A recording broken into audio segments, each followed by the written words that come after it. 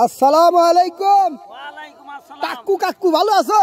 হ্যাঁ ভালো আছি। এটা বেগুন বেগুন বেগুন বেগুন হ্যাঁ না বাগুন? না বেগুন।